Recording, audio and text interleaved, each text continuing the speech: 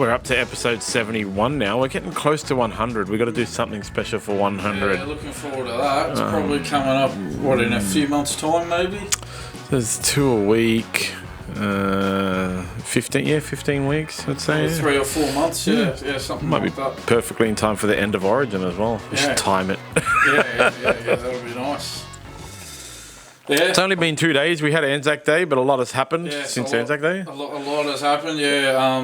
What do you think of the footy? You'd obviously be a bit disappointed with your Dragons yesterday. They made the try of the year with their first touch of the ball.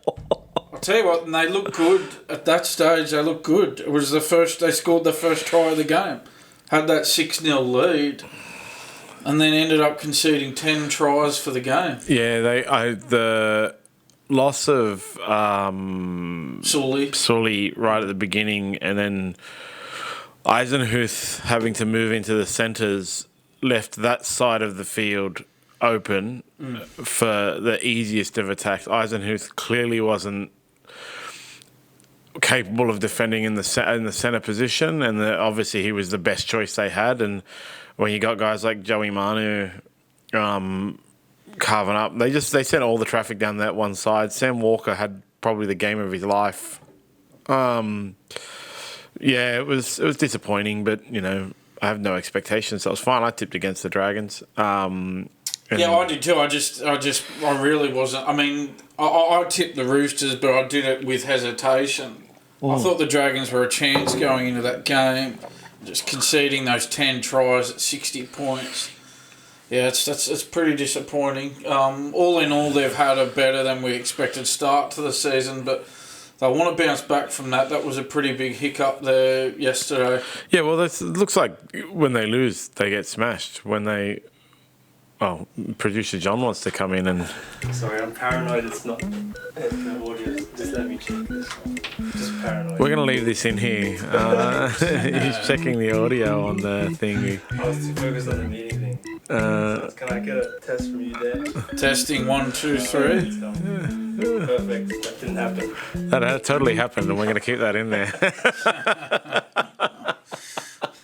What were we talking about? Yeah, well, they need to bounce back, but it just seems this year they're getting smashed or doing smashings. Like, that's the thing. Again, I can't fault the fact that they kept trying.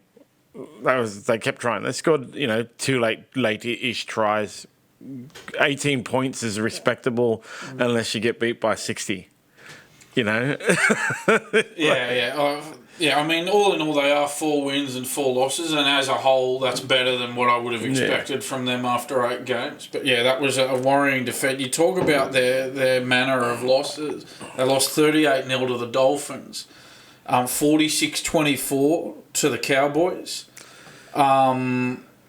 There are 30-10 to the Knights, 60-18 to the Roosters. Yeah, these losses, they don't just lose; they get hammered, don't they? So, and they came off that win over the Warriors last week. So just this real inconsistency, and when they're losing, they're losing in a big way. Well, my main reason for tipping against them was because I couldn't see them winning 3 in a row. That was seriously like when I was, because like you said, it was hard to tip the Roosters, but then it was just simply, well, Dragons aren't going to win 3 in a row, not this early under Flano's thing. And I keep talking about it. I think like Kyle Flanagan is actually having a breakout season for how he's shown himself to play over at his other 14 clubs he's been at. Yeah. Because he didn't do anything bad. He had a really good game. He was, there to cover kicks from Sam Walker. He was trying to make tackles on players. He was, running the ball well, passing, kicking, everything he did well. It's just they just got smashed. But again, at least they tried. They didn't give up. The thing that sort of I tipped the Roosters. I didn't think they were going to win by that margin, obviously, or put that score on of 60 points. But one thing that sort of tipped me in their favour was I was thinking about what you said about, how this game means a lot to these two teams. And I just thought, well, the Roosters are due. I thought they might get up for this game. and the occasion might They bring got the up. best out of them, and they did get up. And we did talk in detail about Trent Robinson on Wednesday, and I guess he's sort of silenced the critics for a week anyway. But I still think our conversation overall was valid. I still think like one sunny day doesn't make it summer. Yeah. They overall they have underperformed for a long time now, and they need to continue to perform. Who have they got next? One win gets the critics off his back for a week, but again, this is the thing. So the Roosters are 4-4 now. Just while you're looking that up, the Roosters are 4-4. The Dragons are 4-4. I would have expected the Dragons to be, or to have not done that well up to this point. And as for the Roosters, I would have expected them to be doing better after this many games. So I still think they're underperforming. Might just They're look up. playing the Broncos next. Right, okay. So That's a tough game. They've got a hard. And then the Warriors. I know the Warriors lost to the Titans, but Yeah, that was bizarre. yeah. So the I love Titans the getting their first win. conversations I have when people in my chat, my NRL chat that I have, say, "Who tipped the Titans?" And I can say, literally no one in the world. Yeah. Like, it's like, we're using the SmartB tipping comp for my tipping comp, and they asked me if I checked, and I was like, do I really need to check? Surely nobody tipped the That's the thing. Titans. That's one of those tips that you don't mind getting wrong. 'Cause Yeah. everyone else would have got Exactly. it wrong as well. That was the response. Like, thank God. Yeah. But yeah, a tough run though for the Roosters coming up. You mentioned that Broncos, Warriors, Sharks.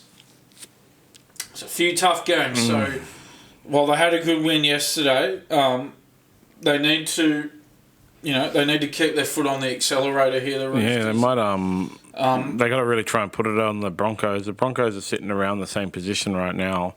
Yeah, that's a big game at Suncorp Stadium next Friday night. Yeah, the Broncos are currently 4-3. If they win, they jump up into that upper echelon. If they lose, they stay basically exactly where they are. So there's a lot to play for a lot of teams. But Yeah, absolutely. the Roosters are. Yeah, it was just shocking to watch. I didn't watch the whole thing, but I only clocked out 10 minutes from the end. Yeah, it was just a really strange, a really strange sequence of events. I thought early when they led 6-0, I thought, we're on here for an upset. I really did at that point in time. And then they go on to concede 10 tries. So there was a couple of really, really big moments in the game that, for the Roosters, there was the defensive set. There was a defensive set in which they kept the Dragons to 8 meters on the Dragons try line, and then Zach Lomax tried an offload to Ben Hunt, who wasn't even facing the ball, wasn't ready for it because he thought the tackle was complete and he was getting back to set up his kick. Basically, he dropped the ball and a try was scored. There was a couple of moments like that in the game that really then meant the Dragons couldn't get any ball because the Roosters were just scoring tries. And then the possession he started to even out, and the Dragons got a couple of tries. But yeah, it is what it is. we move on. There's only one game at the end of the day, and there is always next week. Meanwhile, over the other game, we mentioned the Titans and the Warriors was an anomaly, weird and stuff. Now, that coupled with the Storm smashing the Rabbitohs by 50, putting 54 on them, means the Rabbitohs are firmly entrenched at the bottom of the ladder. Now, they have now won the same amount of games as the Titans, but their points differential is minus 136 to minus 87. I mentioned the other day the Titans just have a better defence, and they've also got a better attack now. So the terrible defensive record for the Rabbitohs, 250 points conceded in 7 games. That's 35 points a game. That's by far the worst defence in the league. And that's even after the Dragons got 60 put on them yesterday. The Dragons are still clearly better defensively. Well, you just mentioned Dragons have been smashed a few times, but they're still only sitting at 214. Yeah. So the Rabbitohs clearly the worst defensive side so far. And so now this really, the heat comes back onto Jason Demetriou. I thought they were going to act over that bye, the fortnight off they had with the bye. They haven't acted. They've allowed this to fester, and it's a real concern because they've only just appointed Demetriou has only just appointed David Ferner as the new defensive coach, as the assistant coach. And so you sort of look at that result and you go, well, is this the players taking a dive just after Demetriou has appointed a new defensive coach? In the first game after that appointment, they've conceded 54 points. And you have to look at that and go, are they laying down here to get their coach sacked? That's what I'd be saying after a performance like that. Yeah, it's obvious he's got to go. You know, like, but I think Gowie said it. Like, they just can't get rid of him because all of that nonsense around Mal Meninga and the art dealer approaching Mal Meninga and all that stuff, it just makes the board look really bad. And so if they let him go, it makes them actually look even worse. But just keeping him right now is keeping all of the focus on Jason Demetriou and the Rabbitohs players over the board, I think. Like, it seems to be like it's kind of like that. Like, the board isn't doing anything because it keeps all the attention off them. And yeah, you're right. And if the CEO and the board won't act because they're worried that if they sack the coach, it'll spark a mass clean out of the club. If that's what is happening here, well, that's where the owners need to come over the top and get involved. This is a privately owned club. Russell Crowe is the boss. Mm. Mike Cannon-Brooks and James Packer are also co-owners, but from what I gather, they're not really too fussed. They're putting their money in, but they defer to Russell Crowe on these matters. So it's up to Russell Crowe now to step in and sort this out. It's got to come from him because clearly this speculation that Suli, the CEO, and the board are worried about their own jobs going if they move on the coach. Clearly there's merit to that now because they've let this go on far too long already. So Russell Crowe, I don't know what he's doing here. I know he was in Italy for a while. I know he came back out here. He needs to bring an end to this siesta he's having, and he needs to come in and take action on this. And I don't think, to be honest, I don't think it needs to be a major clean out at first. I think the first thing he's got to do is sack the coach. Just do that. Put an interim in. If it's got to be Ben Hornby, it's got to be Ben Hornby. But at least if you do that, as I've said quite a few times, you take the excuse away from the players. They can't blame the coach anymore because there's a new coach. And this roster is good enough where you could get an instant reaction. You could get them winning games just off the back of that and get them moving up the ladder if you act quickly. Now that Ferner is there, they could very easily sack Demetriou and move Ferner into the head coach, but let Ben Hornby run it because, like, if what I've heard is Ben Hornby is that smart operator that doesn't want to take over a basket case because it's going to affect him early.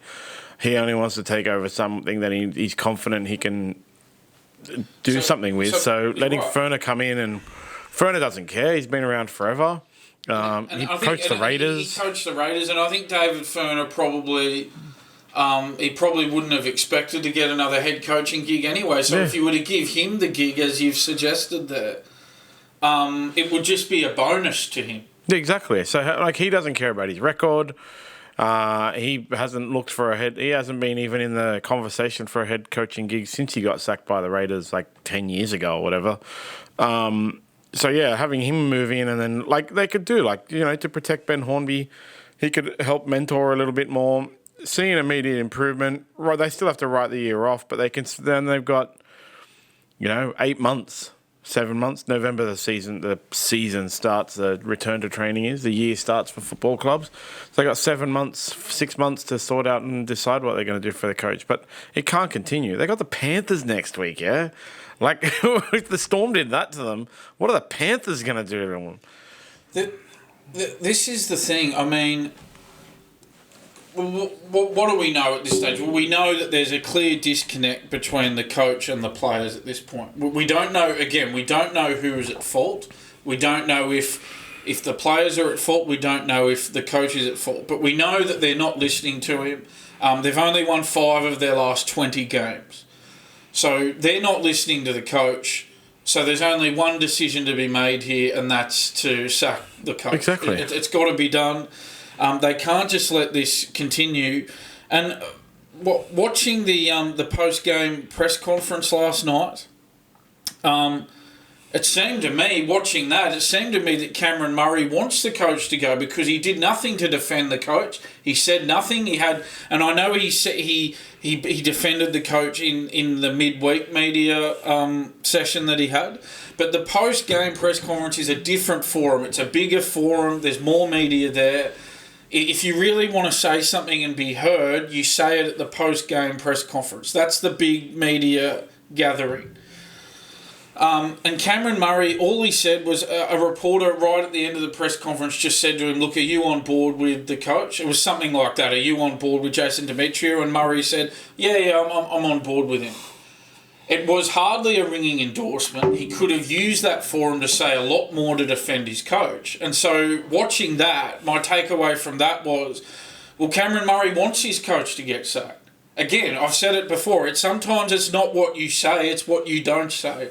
And he had a perfect opportunity to unequivocally back his coach, and he did not take it. Yeah, this is clearly the coach has lost the players.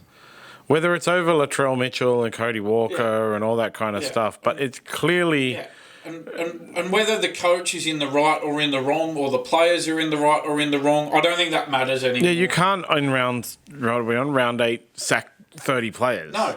There's only one thing you can do. That's the thing. It's much easier to sack one coach than take a broom through the roster at this point. Yeah, it takes years to clean a roster out. And why wasn't David Furner appointed in the off-season? You can't just appoint a defensive coach mid-season. It takes off-seasons to implement new defensive structure. You can't just bring in a defensive coach after round 7 and expect that he's going to solve all your problems. Well, it looks like he made it worse. And it seems to me like, I said it just before, but it seems to me like the players have almost used this as an opportunity to rebel against Demetriou. Oh, he's just hired a new defensive coach. Let's concede over 50 points this week to get him sacked.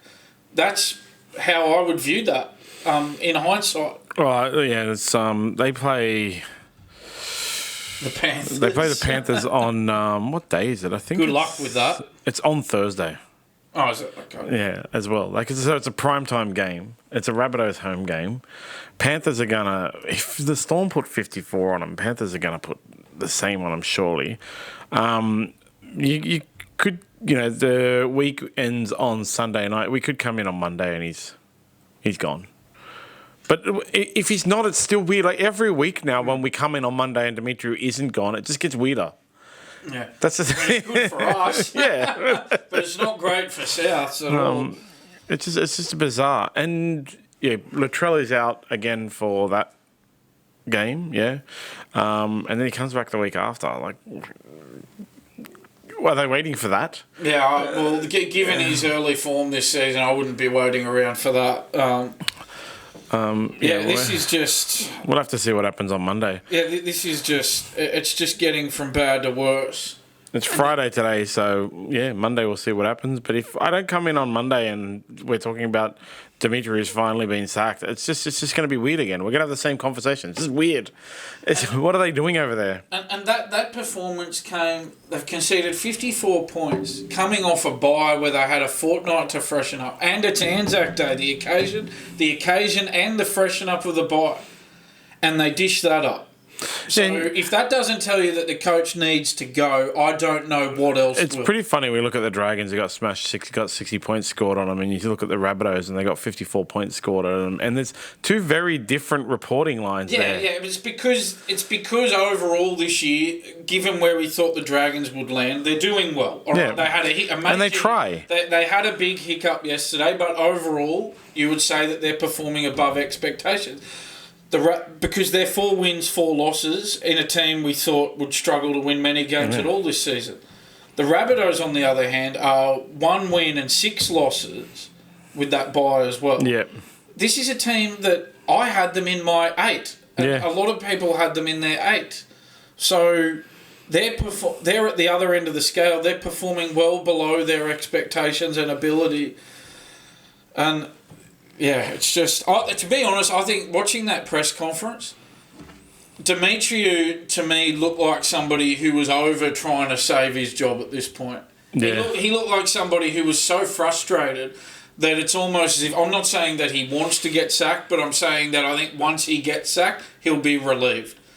Because he's at a point now where he's giving it to his players publicly. I think he's just basically going, look, put me out of my misery here. And someone even mentioned in the press conference, the Rabbitohs have got a 5-week plan. What? Who's ever heard of a 5-week plan? What are they going to do over 5 weeks? I've heard of a 5-year plan, not a 5-week plan. That was a real strange one. If you put 5 weeks, the 5 weeks, that's the middle of the season's over.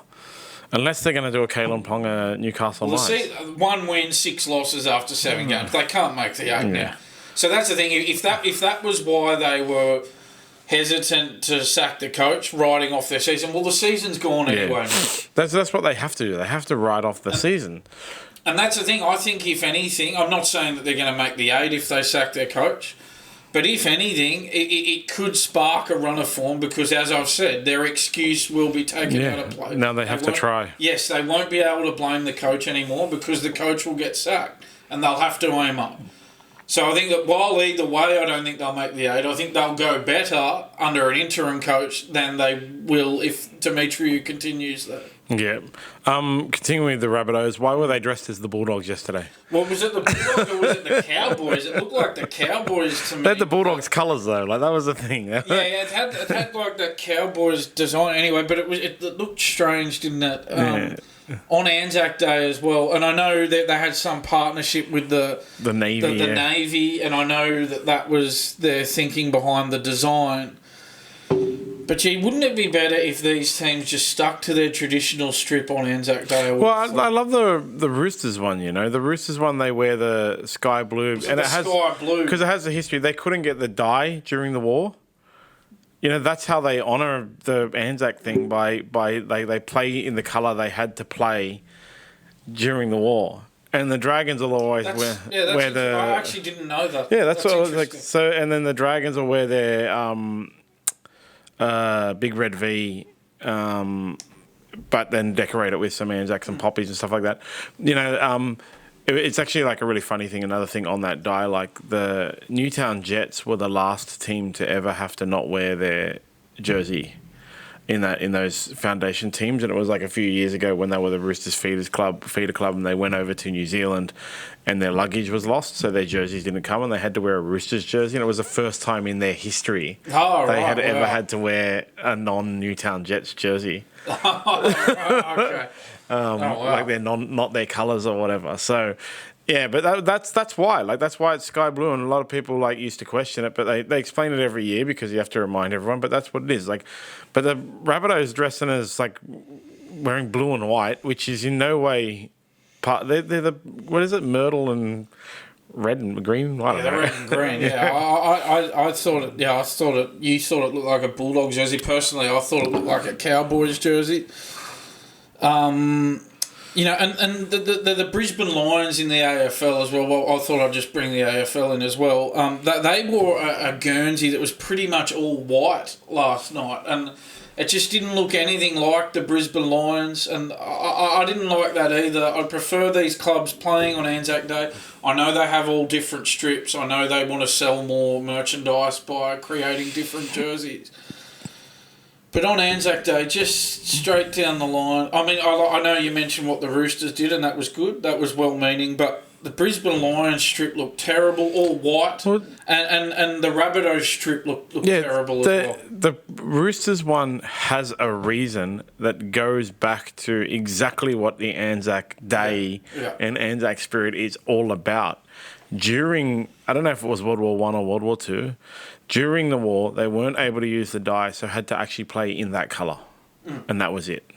Rabbitohs having a partnership with the Navy and putting on a blue and white jersey that looks like a Cowboys jersey doesn't make any sense. No. It doesn't make any sense. They could have, they do like Marvel superhero jerseys. I have I can't remember which one, like a Roosters Iron Man jersey or maybe a Dragons Iron Man jersey, right? It still looks like a Dragons jersey. Yeah. Like that's the thing.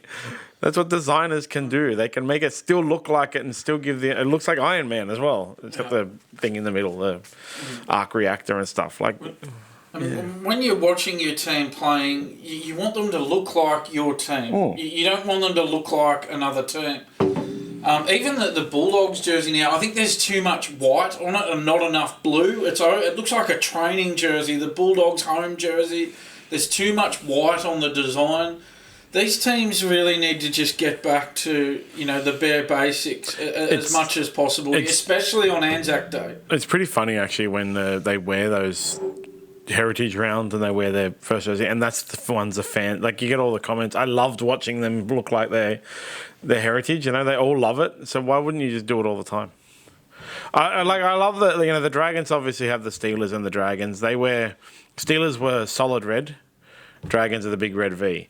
The vast majority of my Dragons jerseys are big red V or solid red. And then I have some exceptions, like there's a Charity Shield one I really love. It's a big white V, so it's just the colours inverted. So it's all red and then a big white V that I really like. Like that's like an exception for a special game Charity Shield that you can tell is the Dragons. And then, there's the Marvel partnership. I think there was Ant-Man and blah, blah, blah. But they looked like those jerseys.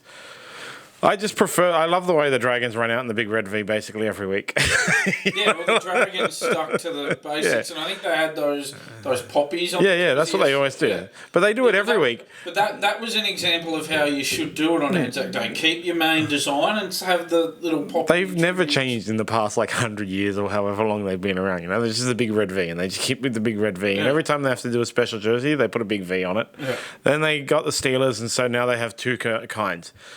Big red jersey and big red V.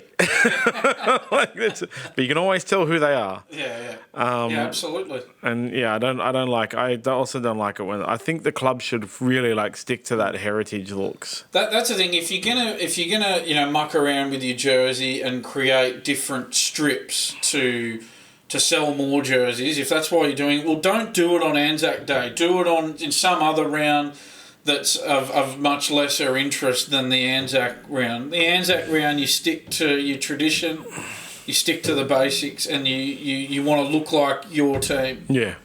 100%. We did touch on this before with the opening discussion. Obviously, Moses Suli had a head clash with JWH on the opening run of the game, and now he's out for 11 days, which has once again reignited that stupid kickoff debate. We still don't have to have the debate. Nobody wants this to change the kickoff because there's been four KOs from a kickoff run. This is the problem this year. The do-gooders are coming for the kickoff. They are. And we've talked about it before. The problem is that if you cave into them on this, they'll go for something else next time. That's the issue with it. They don't just stop at one thing. We've talked about it before with the shoulder charge rule being introduced. We've talked about it before with the punching rule being introduced. They never just stop at one thing. Once they get their wish, that they go for the next thing. If people think this isn't for them, this isn't about the kickoff. No. This is about them taking control. And if they get their wish on the kickoff, they'll just move on to the next thing. If they want to solve this issue, they need to, and we'll get to Jackson Topine and everything. They need to solve the wrestling issue in the game. That's it. Because the reason these people are getting hit like that is because they're not tackling, they're wrestling. That's the thing. They're doing Suli came over the top of other players trying to get into a clinch-based tackle that's ball and all. It's not a tackle. He's trying to clinch, wrap up JWH, and then what's the takedown? I'm trying to learn the names to be a better teacher and do a body fold takedown. Okay, that's what he's trying to do. He's only trying to do a body fold takedown. When you do this in wrestling, jiu-jitsu, sambo, whatever grappling art that you do, when you do a body fold takedown, the person is not running at you. You near each other and you both step forward, and then Curtis Martin on the Subversion did a couple of double under clinch body fold takedowns on Sebastian Attard. I saw it. It happened multiple times. At no point would it have mattered that if their heads clashed, because they weren't running at each other at how fast does human being run, like 20 kilometers an hour, whatever it is. They're not running at each other because the moves are not made to be used in rugby league. They're made to be used in grappling. And when you watch grapplers, high-level grappling especially, this is the highest level of rugby league in the world. When you watch the highest level of grappling in the world, they don't run at each other. When I referee a lot in jiu-jitsu, I go to competitions and stuff, the lower the skill level, the more risk there is of head clashes when people run at each other. It's like low-level guys who are trained for 1 year that, like they call it in jiu-jitsu, they spaz out, right? They run forward and try to, in the head clash. High-level guys walk forward calmly and, will go into mercy grips or collar ties or something like that and then go for a body fold. There's no chance of anyone getting knocked out from a head clash. Seriously, it's like 1 in a million. But now apparently this is the 4th one in rugby league, and it is because of that. If they want to solve this issue, they don't need to stop the kickoff return. They need to fix the wrestling. Have a wrestling consultant. They don't teach tackling anymore. Craig Gower talked about it on the first podcast he was in. They don't teach tackling anymore. They teach wrestling. And that's... I touched on it before, and I actually spoke to him about it. That's why they don't do low tackles. It's the main reason, because, and a lot of the time you see when they do, because their head is in the wrong place. Because when you wrestle, you do a double leg, right? And we get it in the gym all the time. A double leg takedown is what people think a rugby league tackle is. But in a double leg takedown, again, it's when your opponent is either walking forward, your opponent is flat-footed, and you aren't touching them, or you can knock their arms out of the way to make them raise, and then you go down to both knees and grab their legs. Your head goes to their thigh, right? A rugby tackle is you bend over more. If you bend over like that, you're going to get choked in jiu-jitsu. And in wrestling, you're going to get, I can't remember what that name is, flipped over, right? So when they go to these wrestling lessons, they don't learn. If a wrestler shows them a double leg takedown, they're going to get knocked unconscious playing rugby league. So they don't learn to tackle anymore. And this is exactly the same thing. Their body folds, where they're wrapping up the top up of the body, they're putting their head in the wrong place because they're doing a takedown, not a tackle. And that's all it is. Just fix that. Get a wrestling consultant at the NRL who says, these guys are clearly doing wrestling. Let's go into their training and knock their wrestling out of the game. Yeah, and look, the other point to make is obviously the kickoff debate has reignited because of this incident that happened on the first play of the game yesterday. But there's also been calls for, should the 18th man be able to come in when there's a concussion that's not as a result of illegal play, as was Suli yesterday. Now, the issue here for mine is it sort of touches on what you were just talking about, in the sense that sometimes the tackle that sees the player get knocked out, the defender get knocked out, sometimes that's the fault of the defender. They get their head in the wrong spot. And so that's, I think, in defence of the NRL, I think that's why the rule is, well, no, it only applies... I think it applies if you get 2 players ruled out through a HIA. They changed it. It was if you have 3 players out with the HIA, but it's now been changed to 2. But maybe the reason that they don't just have it for any player who gets taken out with a HIA is for that reason, that, well, sometimes it's the fault of the defender that they get knocked out. And that was the case with James Tedesco a few weeks ago against the Bulldogs. He got his head in the wrong spot and got himself knocked out. So that's what I would say in defence of the NRL. Now, if you add an extra 18th man because of concussion, then you may as well add the 19th man and the 20th man. That's the thing, where does it stop? We'll have 34-man teams, that's a silly thing. And we'll have players trying to pretend that they've been knocked out when they've really had some other injury, especially to get before buys, or in major grand finals and stuff like that. Get your 18th man in because you're going to have 11 days off. They'll find some other way to bend the rules if that were the case. So all they got to do is stop the wrestling. That's all. I think that rule is okay as it is. If it's an illegal play, bring the 18th man in. But if not, well, you got to wait until there's 2 or more HIAs rather than just the one who gets knocked out in an act that wasn't foul play like Suli was yesterday. Yeah. I also want to know how come JWH didn't get sent off for knocking Suli out. Because if it was the other way around and Suli knocked JWH out, then Suli would have been sin bin. Well, that's the thing. On another day, the decision might, Reece Walsh, man. Reece Walsh. What is it? Tyron May got that's the other sin problem. bin? There doesn't seem to be... Because, to be honest, I saw a lot of the game yesterday, but I was in the car just about to get home and I had the radio on when it happened, and the way the commentators reacted to it on the first play of the game, I just thought, oh, wow, what's going to happen here? Is JW... The way they were talking, the commentators, I thought, well, is JWH going to be sent off here? That was their reaction, but then they quickly quietened down and said, oh, no, it's just going to be play the ball. Yeah, because it was just an accidental head clash, so nobody should get sin bin, but I mean, like, they have this thing where, like, with Reece Walsh, where... Who was it? Tyron May? That's the thing. The accident thing doesn't matter, does it? Yeah, I know, but that's like Tyron May accidentally hit Reece Walsh in the head. Yeah. Reece Walsh had to go off from concussion. Tyron May got sin binned or whatever. Why doesn't JWH get sin binned for headbutting Suli? Because the onus is on the defender to protect the attacker is the ruling. But that again, I've mentioned that before. That's a dumb ruling. Like it's not a good rule. That's not a good rule.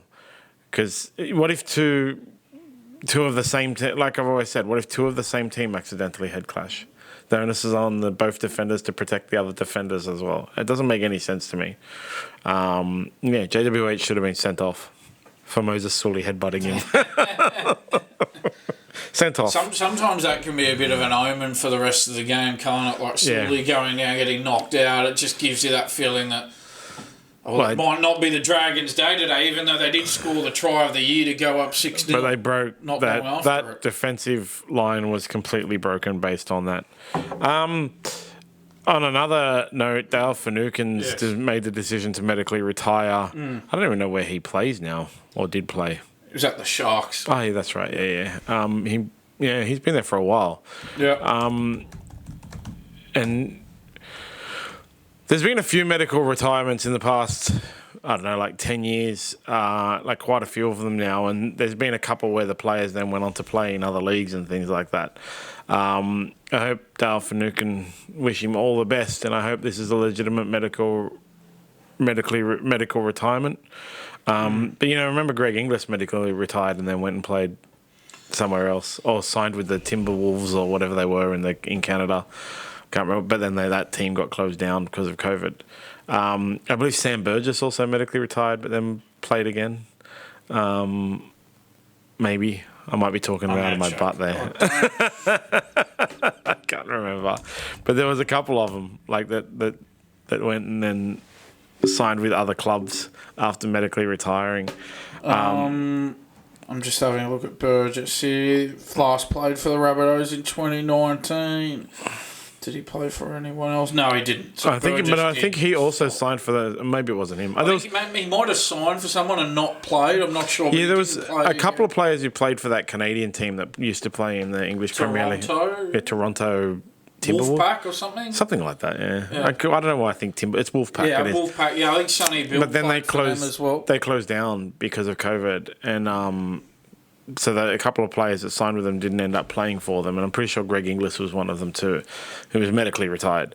But Burgess didn't finish with the Rabbitohs in 2019. So medical retirement means, I don't mean to sound cynical, but medical retirement means the club doesn't have to it doesn't come in the salary cap. They get the money, but it's not part of the salary cap. Yeah. And I think an insurance company pays the money too. So the club, not only does the club not have to pay the player, but it's not part of the club's... It doesn't come out of the club's salary cap as well. So the club often like to do what they can to have these medical retirements happen. So... but I hope he's all right. Yeah, I hope he's all right as well. I just think, look, at some point they're going to have to be a bit more proactive with this, And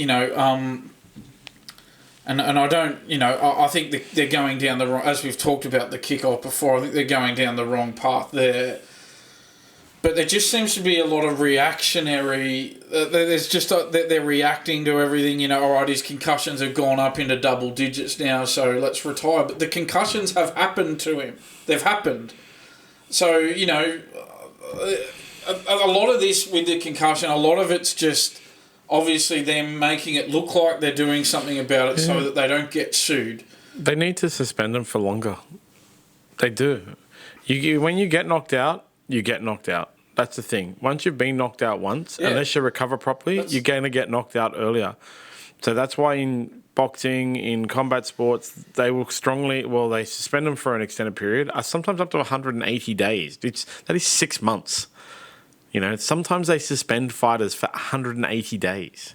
I think that's the longest medical suspension you can get after a fight. And it's like they do their medical assessment after and go, dude, they hand it out after every card to the organisers, the organisation, like to the UFC or to the WBO or whatever, and say, this guy can't fight for this many days. This girl can't fight for this many days based on the injuries they received and the damage they sustained. And it's up to 180 days, you know. And this is combat sports. They seem to be taking more care of their people than the rugby league. You notice the pattern, right? Like you had like Boyd Cordner, Jake Friend, Kalen Ponga's had a few, Luke Keary, so on and so forth. There's a pattern. Heaps of people get concussed. Tedesco, you know, was 3 concussions in his first 10 years and then 7 in the last 3 years. Yeah, something like that. You know, Suli, severely concussed, should be out for 30 days minimum. And I know, like, as a Dragons fan, we then lose Suli for 30 days and it's hard for the club and all that kind of stuff. But if you really want to take care of the player, put him out for longer. That's the thing, and people might turn around to that and go, oh, yeah, but if that happens, well, players who get concussed all the time aren't going to find a club because the club will know that they're without the player a lot. And then you go, well, maybe that's for the player. That's in the player's best interest then. And maybe rugby league is not for them if they're susceptible to concussion. Actually be compounded as well because, like I said, if you get knocked out, you'll get knocked out. It's a common saying in combat sports. When you get knocked out, it's easier to knock you out. And that's the thing. The concussion has happened. Yeah. You know, you can't unconcuss somebody. Once they're concussed, they're concussed. You get concussed, you're out for 30 days. You come back and get concussed again, you should be out for 60 days. You come back and get concussed again, you should be out for 90 days. You know, this is the kind of thing. Yeah. In a period, because concussions can, apparently they can't heal because you can't go brain cells back, but you can regenerate the ability to not get knocked out. Okay, so it happens to fighters. So it's all about minimising the risk of it happening again. Yes, because look, one of the things they know about concussions now, which they didn't used to know, is it's not actually the strength of the blow. It's about how much your brain rattles in your head. Okay, so these guys are getting hit once and going down. Even though that Moses Suli one looked terrible, that's actually less bad. I'm not going to say like better. I'm going to say less bad of a concussion than, say, a boxer who gets punched 250 times over 10 rounds with like 12-ounce gloves and doesn't get knocked unconscious because Suli got hit once. So it's a severe concussion, but he will get better faster, be able to recover and prevent the knockouts again faster than those boxers and the MMA guys who take a lot of damage over an extended period, you know?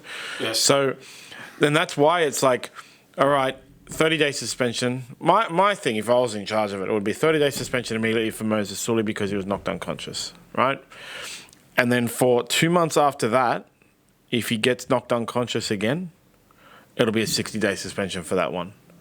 And then it would be 4 months after that. If he gets knocked out again, it's a 90-day suspension. Yeah, and if it takes the player out of the game because no club wants to sign him, well, it's in his best interest. Yeah, exactly. Because life is more important than a football career. So this is the path they need to go down. They need to look at ways of... they need to look at prevention rather than reaction. And the kickoff is the wrong place to look. That's part of the game. But there are other areas they can look at, as you mentioned, by lengthening the stand-down time, because lengthening the stand-down time minimises the risk that it's going to happen again. Yeah, seriously, and, you know, it's just because of my, following of combat sports. You look at someone like Max Holloway, who's never been knocked out in his career, he's been punched so many times, he's been around for, what seems like 20 years now, right? At some point, if he continues, chances are he's going to get knocked unconscious. And then, like I said, he's never been knocked out. I think he's only ever been knocked down once. They counted a knockdown in his recent fight as well, right? But if he gets knocked out once, his chin, what they say, his chin will be gone. And unless he takes an extended layoff, I guarantee he'll get knocked out again. Same thing happened to Alex Volkanovski. He got knocked out by Islam to a kick to the head when he shouldn't have fought because he was on holiday. Came back and got knocked out. Came back too early, only 3 months later. Got knocked out by Ilatapuria to lose his belt. And if I was his coach, I mean, City Kickboxing, where he's not actually at City Kickboxing, but he does his camps there. Talk to Gase about it. If you want to understand his training regime, you can watch that podcast with Gase Sanita. But if I was his coach, I'd be saying, man, you've got to take 6 to 8 months off. Like, that's it. 6 to 8 months off. We'll get your chin back. And then you can go back and beat Ilatapuria. Because if Ilatapuria is still the champion then. Because in the first round, Ilatapuria was piecing him up for the first minute and a half. Volkanovski made adjustments and started to win that round. And I think he won the round. Even though the beginning of the round he was losing, he came back and won the round. In the second round, Ilatapuria got a good shot that knocked him out. And it was, in my opinion, I don't know, but in my opinion, because he had been knocked out only like 3 months before. And so this is the same with all these guys. So Dale Finucane, I really hope he gets better. It doesn't have long-lasting effects, and it's good that he was medically retired. But the whole concussion thing in rugby league and AFL is broken. Like, it's just because they're so ignorant and all they're doing is trying to prevent lawsuits. Yeah. When what they should be doing is, the first thing is we should be looking after the player welfare. Yeah, 100%. When you can say boxing takes better care of concussions than your sport, you need to look at yourself. Yeah. Because if you think boxing cares about any of the people in their employ, you are crazy. UFC, even though people criticize it on the internet, Dana White cares a little bit more about his fighters and some fighters more than others. But boxing, they have no care factor at all. They do not care at all. I do think, as I said before, and obviously it's wrong, but I do think that the reason they're not giving them longer stand-down times is, and the reason they're only giving them the bare minimum stand-down times to make it look like they're doing something about it to avoid the lawsuits, the only reason for that is they don't want players missing a lot of football. But as I just pointed out, if it means the player misses a lot of football, and if it ultimately means that the player is cast aside because they get concussed too many times, so be it. It's in the player's best long-term health interest for that to happen. Exactly. So now we can talk about Jackson Topine. How do you pronounce his name? I think it's Topine. Topine. Yeah. So he was the player we discussed last year that, at the time it was secret, that was punished for being late and then had to do additional wrestling sessions and then went on mental health leave and eventually left the Bulldogs and he's now come back, can't get a gig, has now come back and sued the Bulldogs for $4 million. He's asserting that he was held against his will and given unfair corporal punishment in the workplace. Now, I've listened to Braithen Astor's take on this. Yes. And I've listened to Benny Elias's, or read Benny Elias's take on this. They have conflicting takes, actually. Benny Elias believes the Rugby League Players Association should get involved and make sure that this kind of stuff doesn't happen. Braithen Astor's assertion is the NRL should get involved on the side of the Bulldogs and shut this down because it will basically break the league.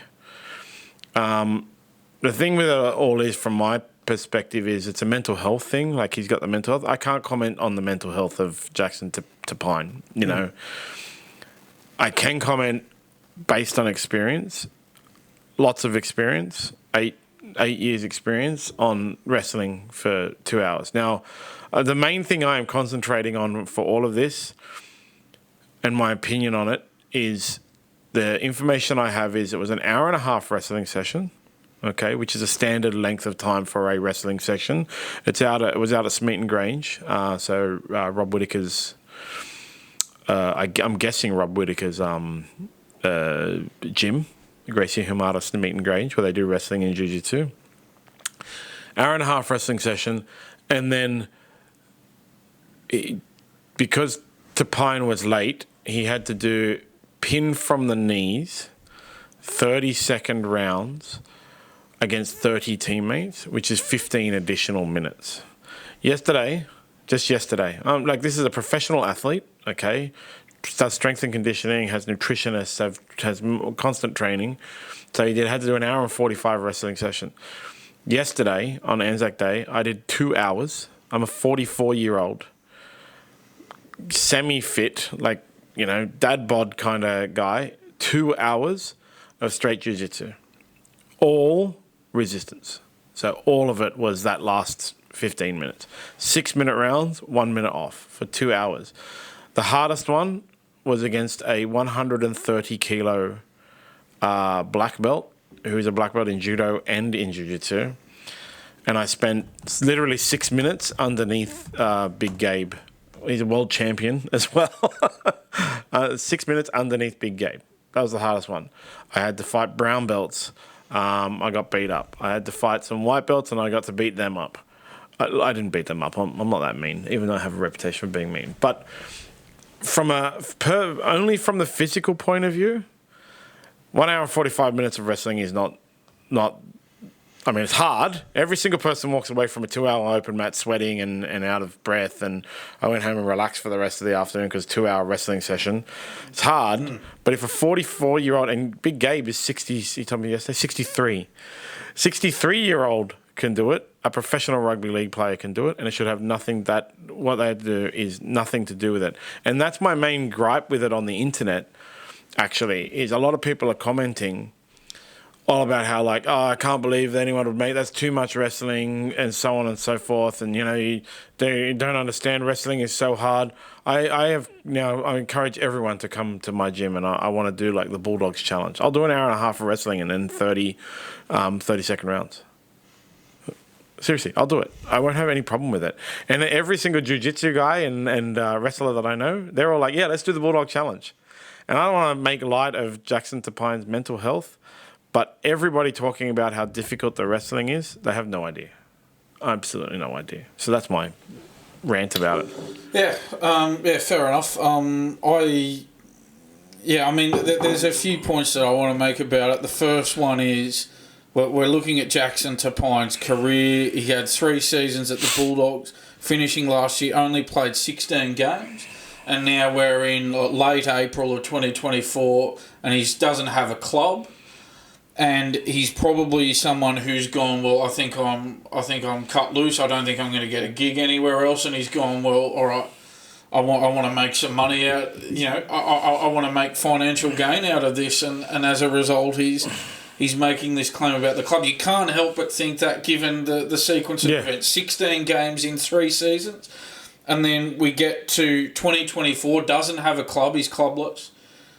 We're a fair way into the season now, so he's probably looked at it and gone, look, chances are I'm not going to get another gig as an NRL player.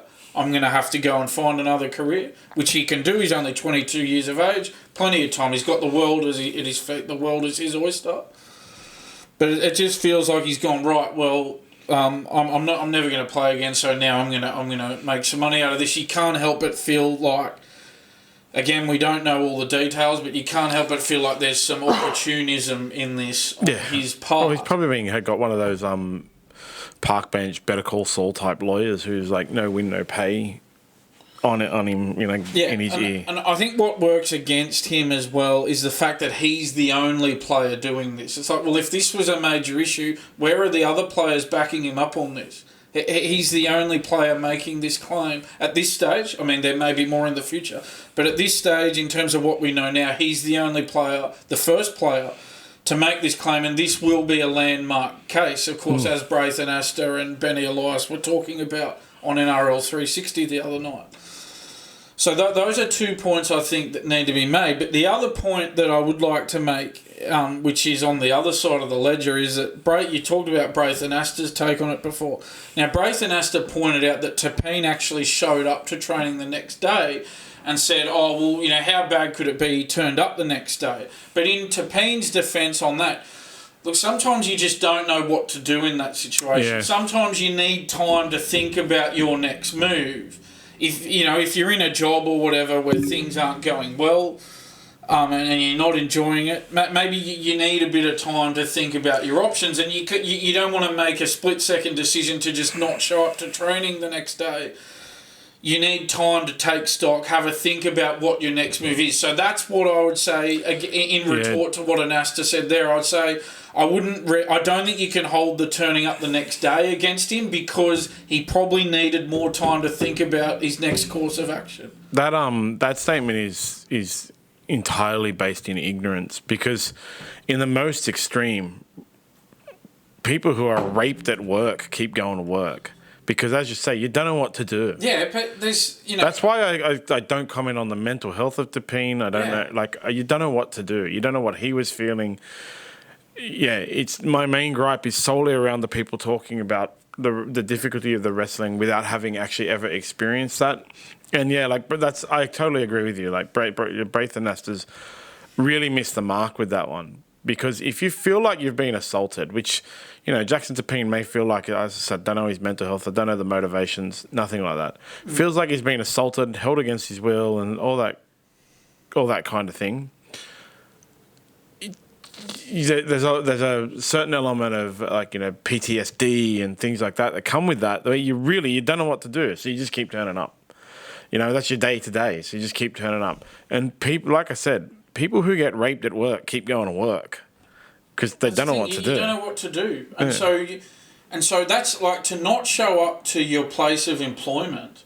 That's a big drastic step to take, no matter what the circumstances are, no matter how much you've been mistreated, and you might not be comfortable making a call on that straight away. So you want things to appear to be as normal as possible by going back to work the next day. I think of it I've just been punished for being 15 minutes late. Because his argument, it was just a miscommunication. The 8 o'clock start was for strapping and stuff like that. Yes. And then 8:30 was wrestling start. So 8:30 to 10 a.m. wrestling. And then he had to do an extra 15 minutes. I turned up 15 minutes late and I get Shark Tanked. What happens if I miss a day? I better go. Yeah, 100%. 100%. We can't hold... Braith and Asta shouldn't have held that against him. That should not be held against him. I think that's irrelevant that he turned up the next day. There are also reports that he reportedly seemed fine when he left training, but began to cry when he entered his home in front of his girlfriend and his parents. That all could well have happened, and yet he still goes back the next day because he just doesn't know what 100%. To do yet at that point. If he decides not to go to work the next day, well, he's in breach of his contract. If he's in breach of his contract, he might not get paid. And like all of us, he's got financial commitment. So to decide not to go the next day is a huge step, a drastic decision that you can't make in a split-second moment. No, and in the end, he went and approached the management and discussed it was all hush-hush and they wouldn't name the player, which was all good. We knew about it last year, but we didn't know the player. Of course, the internet sleuths found the player, but we didn't. The Bulldogs never revealed the player name and so on. And he did the, right, air quotes, what does Flint Dibble call them? Scare quotes. Did the right thing in approaching the management, saying this is my issue, and then taking mental health leave. That's why, nobody can comment on the mental health, okay? Nobody, because you don't know. You don't know. Yeah, you just don't know. And it's not the thing to address. The thing that addressing the mental health is between Topine and the Bulldogs. Topine. But I'll tell you what, and I know I understand. I think you made really valid points about how NRL players that they need to do. Although they the wrestling it's a part of what they do. They have to be elite in that space. It comes with the territory of being a professional rugby league player. Again, this is not. It's not like this has happened in a schoolyard. I mean, this is professional sport. I get all that, and you made some really valid points. But it's also a place of employment. Yeah, and there's also a duty of care to the employee. Now, if you, again, my thoughts on the matter. But if you get a mental health expert, a doctor, to say that this had a detrimental effect on his mental health. Well, good luck in court making the argument that, oh, no, this is just a part of professional sport. I don't think that's really going to hold up if a mental health professional comes forward with evidence saying, well, this incident has caused this, and this issue to his mental health. Like I said, he could have PTSD. That was one of the funny things, conversations I had with my wife about it yesterday, right? Because she's a massive Bulldogs fan, has been since she was a kid. Oh, good on her. Filthy, dirty.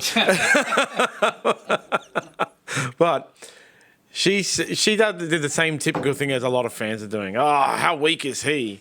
And I said to her, like, you got to, just to play the devil's advocate, you got to understand, like, if you rocked up to work 15 minutes late and they said you got to do a Shark Tank where you wrestle your other 30 employees, you're going to be like, no, thank you, and quit, you know? And I understand in this, one of Braithen thing he said was, you got to turn up on time.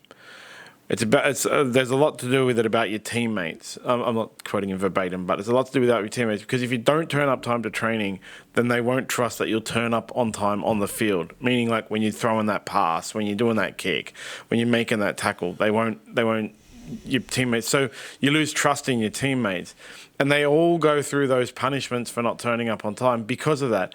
Brad Fittler, when he took over at the Roosters, and they actually went well before they went to, becoming Nate Miles pooing in a corridor. He did things like one of the players, I think it was Sam Perrott, he said was too fast. He did everything too fast. Everything in his life was too fast. So Brad Fittler set him the task outside of work and everything like that to slow everything down, even to the point where he would drive in the left lane and only drive, like, he had to drive 5 kilometres under the speed limit and stuff like that, right? I think it was Sean Kenny Dowell at the time, was everyone would call him like Sean Kenny Rocks and Diamonds, right? Because he would drop the ball a lot. So Brad Fittler made him carry a ball around all the time. Apparently you could see him at like Surrey Hills, Coles, walking around in Coles doing shopping with a ball. He had to carry the ball to earn the respect of the ball. And those are the kind of things in professional sports that you have to put up with. And it's part and parcel with being part of the professional sport. It's the same thing as being Shark Tanked for 15 minutes if you're late. And as Braithen said, if it had been, it was Shark Tank because it was wrestling day. If it had been fitness day, you would have had to do something fitness. If it had been strength and conditioning, you would have had to do something strength and conditioning. If it had been video day, he would have had to do extra video. It just happened to be that day. And yeah, like the excuse of like there's a miscommunication or the reason where it's a miscommunication because he thought he didn't have to turn up for strapping because he didn't need to be strapped. There's 30 players, There's 30 players and only one person had that misunderstanding. What was different to that day that you don't have to turn up? Is every other day you don't have to turn up?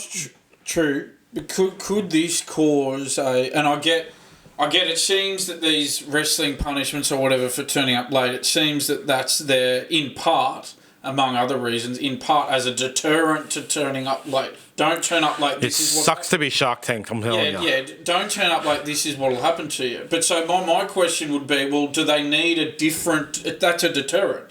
Do they need a different deterrent there? Does the deterrent need to change? Does the deterrent now need to be... Well, no, they're going to have to. Yeah. So now should the deterrent be, all right, if you turn up, whatever, I don't know what their daily pay is, these players, you could work it out. I don't know what it is. Whatever your daily pay is for that day you turn up late, you docked half your pay for the day if you show up They late. can even do things like... Because it's a very structured system. So like I said, so it was 8 a.m. to 8:30 strapping and taping, right? Then 8:30 till 10 a.m. was wrestling practice. So if you turn, like the way we work at it in competition, when we're doing competition classes, when you do jiu-jitsu competitions, one of the reasons you can get disqualified is because you don't go to your mat or the marshalling area on time. They don't make exceptions. It's part of the rules. You have to be there when they call you because they want to keep the day running and stuff like that. I mean, some competitions are a little bit nicer, and it also depends on your clout. Like I've had people undisqualified because they got a little bit of clout. I like to think so, but like I could never do it at like an IBJJF World Championship, for example. Okay, So when we do competition classes or competition preparation, if you turn up late to class, you can't do the class. You sit on sidelines. You've been disqualified. Another one is, like at any time when you're training, you can at any time go and get some water because you need water. Okay? In competition class, we structure it with the timer in those specific rounds. You can't go and get water during those rounds. Once the timer goes, you're free. Yeah. So like one of my competition classes, one of the competition exercises I do preparing people for competition is 10 minutes. Might be like 5 minutes, I have your back. Like I'm on your back and you have to escape and I have to hold. No submissions, nothing. I just have to hold. It's a very good conditioning exercise, right? So 5 minutes, I'm on your back, and every time you escape, we reset. All right? Over and over and over and over again. And then after 5 minutes, the timer goes and we swap. And then after that 5 minutes of you on my back, there's a 1 minute break. In that 1 minute break, you can have your water. That's part and parcel of preparing for competition. Now, am I going to ever get sued now because of unfair? I've Shark Tanked people, I've been Shark Tanked myself. I've had people volunteer to be Shark Tanked. It's again, I go back to the wrestling and the difficulties of the wrestling, but people in this kind of circumstance, like the Bulldogs and stuff, have to now look at all of their punishments. And every other team in the NRL also has to look at all of their punishments. Can't call them punishment. You can call them penalties. And if you have a structured day, you can do exactly like you just said. All right, you missed the half an hour, you're 10 minutes late to this half an hour section of the day. You don't do that section, you don't get paid. Because they are casual contractors as well. They're not on salaries, actually. Even though we talk about their salary, they're contractors. All of them are contractors. If you rocked up an hour late to the wrestling session, hour and a half. Yeah, and if you just said, look, if you show up late, you're docked 50% of your pay for that day, I guarantee you the players would turn up on time. Once you hit them in the hip pocket and you say you're only getting half your day's pay because you turn up late, I'm telling you, they're not turning up late. Yeah, I wouldn't turn up late. So maybe they need to hit them in the hip pocket rather than hit them like this. And I think we're going to be going down that path. I was just going to read to you a line out of this report that I read on this matter. It says, the events occurred on July 18, 2023, and according to the statement lodged to the courts, Topine suffered, and I quote, psychiatric injury, deprivation of liberty, humiliation, indignity, physical exhaustion, physical discomfort, anxiety, embarrassment, and fear, end quote, after the session. So if he can get a mental health or medical expert to verify all of that, good luck in court arguing that, oh no, it's just all part of professional sport. And that's the good luck with that. You see what you just said. It's all about the mental thing, and that's why people need to really stop commenting on the difficulty of the wrestling, because the issue wasn't the difficulty of the wrestling. Okay? Yes. 100% of NRL players, I guarantee you, I'm not within like a tenth of a degree guessing this. 100% of NRL players can definitely do 1 hour and 45 minutes of wrestling. I know this because I know 60-year-old hobbyists, people who do it regularly. I train every day, and our normal classes are 1.5 hours, and I'm okay to stay back for another 15 minutes and have a few more rolls, okay? 100% of NRL players can do that. The issue is not the wrestling. The issue is not the difficulty of the wrestling. People need to stop commenting on it because you're just showing your ignorance. The issue is the fact that Jackson Topine feels like he has had mental health and issues based on what the intention of it. They're making him stay. They're having everyone surround him. The 30 guys piling on top of him and shark tanking him are embarrassing. The highlight of it by the club and the management. That's what the lawsuit is about. It isn't about people shouldn't be allowed to wrestle for 1 hour and 45 minutes. Yeah, and we talked about before with the concussions, well, if this player keeps getting concussed, or maybe the NRL's not for them.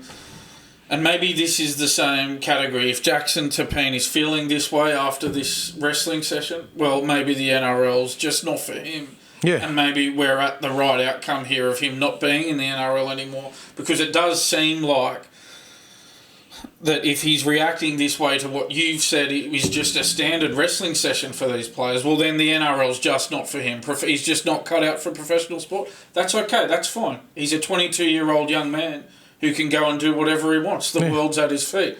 Then go and do something else. But yeah, I think we can be pretty clear that it's just not for him. Yeah, exactly. He's just not cut out for it. Yeah. That having been said, though, again, as I said, if he can prove all this, if he can have a medical expert verify all of this in court, good luck with the whole, that's just part of professional sport line. That's right. The wrestling is part of professional sport. Yeah. The removal of civil liberties, the kidnapping, the mental anguish, the anxiety, embarrassment. That's not part of professional sport, actually. Yes. That isn't part of professional sport. Nerves, when you have to run out onto the field, stuff like that, sure. Yeah, sure. Deprivation of liberty. Because what he's basically saying is, they held me against my will. I didn't want to do it. They held me against my will. They gave me no choice. They got 30 guys to stand around and watch me get bashed. And they were laughing and joking about it. I told them multiple times I didn't want to do it anymore because I wasn't feeling good about it. And they forced me to continue to do it. He's not complaining about the difficulty of the session, although it has been mentioned and stuff like that, but that's nothing to do with the lawsuit. They're not going into the courtroom and going, should NRL players, I'm suing you because NRL players shouldn't have to do an hour and 45 minutes of wrestling. They're going into a court case because he has mental issues and he's saying it's as a result, he's alleging it's as a result of the behaviour. Yeah, and if that can be proven by a medical expert, well, the whole, you're the only player making this argument, that's probably not enough from the other side. That's not enough to overrun. A bunch of other people are going to go like, I didn't know you could sue for that. That's what... Yeah, as you said, it's a landmark case for that reason. He didn't have a problem with the hour and a half wrestling session. He had a problem with the 15 additional minutes in which everyone stood around laughing at him. And it's not the 15 extra minutes of wrestling, it's the people laughing at him and having no choice in the matter. And like I said, I come to work tomorrow. Wait, tomorrow's Saturday. Yeah. These Anzac days reeled me. Yeah. If I came to work 15 minutes late today and you told me I had to wrestle everyone because of it, I'm happy to wrestle everyone anytime. I wouldn't be wrestling. Okay, but you can't make me do that. I'd be like, I'm out of here. I quit and you're about to get sued. At the end of the day, it's a place of employment. Yeah. He's an employee. Yeah. So, there's a lot to this, and it's going to be very interesting to see how this plays out. I think they'll settle. I think the NRL will support. That's the thing. I think it'll just be too hard. Canterbury will just look at it and go, how much does he want? Yeah. And they'll sit down with him and go, how much do you want? And they'll pay I'm sure the off. NRL will come in and help them, or suggest them, let's just clear this out. Come on. Pay him to save the headaches and the bad publicity as well. Because it was, I think James McManus sued the NRL and the Newcastle Knights for forcing him to play even though they knew he was concussed, and it ended up being a settlement, and then nobody's ever sued him since. That's the kind of thing. Because if it goes to the court case and they get sued and Topine wins, then a bunch of other guys can come out of the woodwork and do it. If it's a quiet settlement with unknown outcomes, it doesn't create this spate of... And this is the other point to make is it's easy for Braith and Astor to have a go at Topine. I mean, Braith and Astor... I'm guessing that maybe when he played, he was one of the star players, and he was probably, he was probably a very popular player, probably had a lot of mates in the game. But with every big group of men, there's always your popular people, and there's people on the outsides that get bullied a bit. And maybe Topine was one of the players sort of on the outer of the group who got bullied, and maybe this is just the tip of the iceberg. Maybe this is one incident with a lot of other bullying around it. I can guarantee you, I would guess that there's going to be 8 Pacific Island players, one of them a current Dragon, that are going to get notice in the mail asking them to come and speak to the culture of the Bulldogs club. And this is where the settlement prediction is a good one, because they're not going to want this to all come to the surface. Once those notices go out, they're going to be like, now we're really good. Because do you really want... It's not just about this, right? You really it's about what else is going to come out. You really want Raymond Fatala-Mariner coming over and saying, man, I sat down with Cameron Ciraldo and Phil Gould in the airport. It was in the Daily Telegraph, and I told them, like, this is bad, and all of us hate it and everything, and we feel like we're getting, shafted, and they fired me. Do you really want that coming out? Yeah. And we already know that's what happened. The Bulldogs have to think about that as well, in the sense that, other players who think about coming to the club, they're going to be looking at this too. And if it comes out that he's been mistreated, obviously in this instance, but in other instances as well, then other players are going to think twice about going to the Bulldogs. Do you really want Raymond Fatala-Mariner sitting on a stand and then the, what is it called? Plaintiff saying to him in a question, do you know of any other players that feel this way? And him going, yeah, I know 7. We all got sacked. Do you really want that? Bulldogs? No. Yeah. So they're going to come in and they're going to go, we need to pay him what he wants to make it go away. This is a club that has a bottomless pit of money because of the league's club. Yeah. It's going to be much easier to write him a cheque than to go through everything we've just talked about. Yeah, exactly. We'll keep you up to date on that. It's disturbing. As I said, anyone who wants to argue with me over wrestling, come on down to my gym. I'll show you. I'm not arguing. Yeah. I'm happy to do a hour and a half session and then a 15-minute Shark Tank. It's fine. It's fine. If you want to discuss the mental health issues around it, as I said, I've got no comment on that. I got no idea how to pin we go to the mental health experts on that, not to Braith and Astor. Exactly. Meanwhile, over at the Knights, young Jackson Hastings, I saw this news article. It was so funny. Young Jackson Hastings and Will Price have reportedly been involved in an altercation at a training session. Now, I love this, seriously. The news article that I read was like, Jackson Hastings and Will Price have a fight at the training session. Then in the article, it's like, no punches were thrown. They went back to training. Yeah. Yeah. So was there a fight? They finished the session and were laughing and hugging each other. So was there a fight? So it does make you wonder, how's this ended up, how and why this has ended up in the newspaper? Has someone leaked this out? Has someone leaked against Hastings here? Are there, and I'm not aware of there being, but are there, because he's had such a checkered history, Hastings, of leaving clubs in a bad way. This is his 6th club. Yeah. He was at the Roosters, he was at Manly, then he went to England, he went to Salford, Wigan, then West Tigers, now the Newcastle Knights. So he's had 6 clubs. He keeps leaving on bad terms. So therefore, are there clauses in his contract that say, if you behave in a certain manner, we can release you? And that having been said, then is somebody internally leaking this out against him to try and get him sacked? And you'd have to think that that's a possibility, given that, as you've said, there doesn't seem to be a whole lot in this. Yeah, and it's ended up in the Daily Telegraph. Remember at the beginning of the year, he got dropped. And it didn't seem like that was the right call to drop him and keep Jack Cogger and Tyson Gamble. And then in the end, that changed. And it was a weird thing. Like we discussed it at the time. Like, maybe there's a thing because it's Jackson Hastings and there's more issues with the players. So, yeah, the Knights are already gone. Like you got to say, they're playing tonight. No. They're playing on Sunday against the Dolphins. Yeah, the Knights are going to get smashed by the Dolphins on Sunday. It's probably going to be another one of those 50-0 ones. Now, I thought I was going to get 8 out of 8 this round, by the way. So far, I'm like 2 for 3. So far on, 2, 2 out of 3. Yep, we didn't get the Warriors. Titans, obviously. Nobody did. No. But Knights are already gone, and this is just more headache for them. Adam O'Brien's the other coach.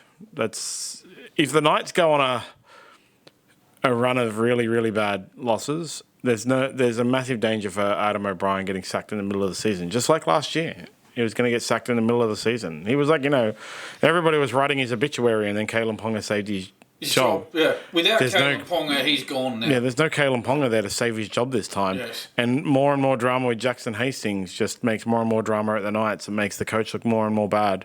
And the Knights fans and stuff, and a lot of people are going to be using it, because Knights is basically everyone's second favourite team. They're going to be using the excuse all year about, oh, yeah, but it's because they lost Ponga. It's because they lost Ponga. It's because we come back to that argument of, yeah, but that's the risk you take pumping so much of your salary cap into one player. You take that risk because there's a possibility they could get injured.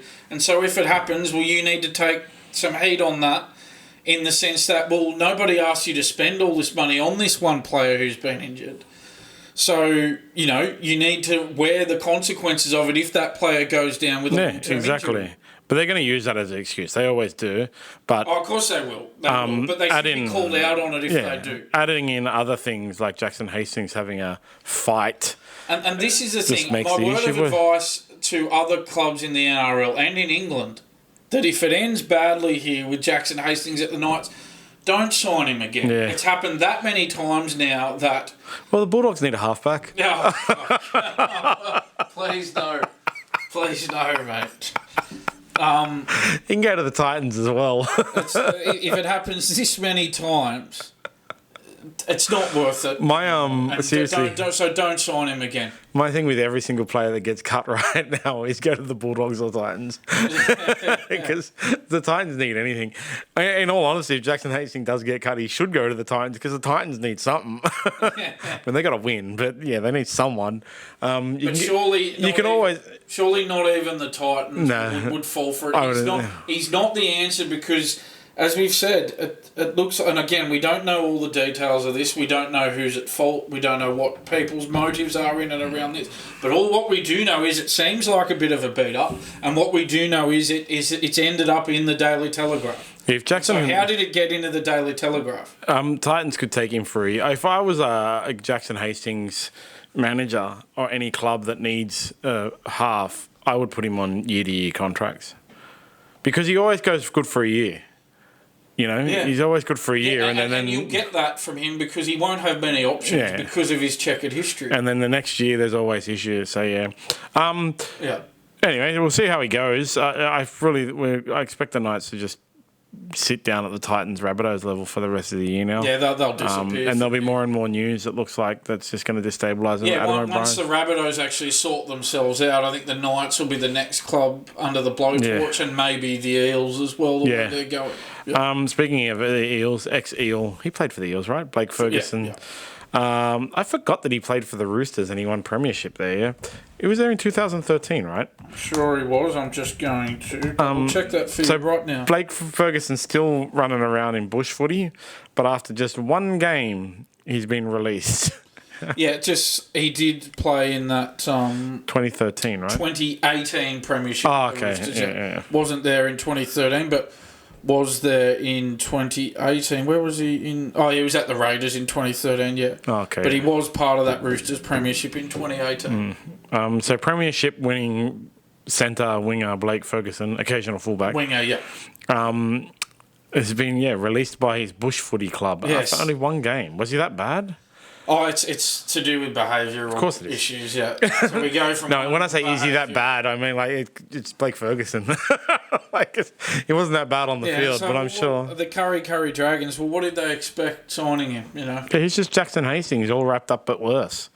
Blake Ferguson was part of that Todd Carney, Josh Dugan crew. Yeah. All of them... Todd Carney's... You know what you're getting into if you're signing Blake Ferguson. Todd Carney's turned his life around by all reports. Yes. Post-game. He had to go through it all. Apparently he's a really great bloke now, mentoring younger people and stuff like that.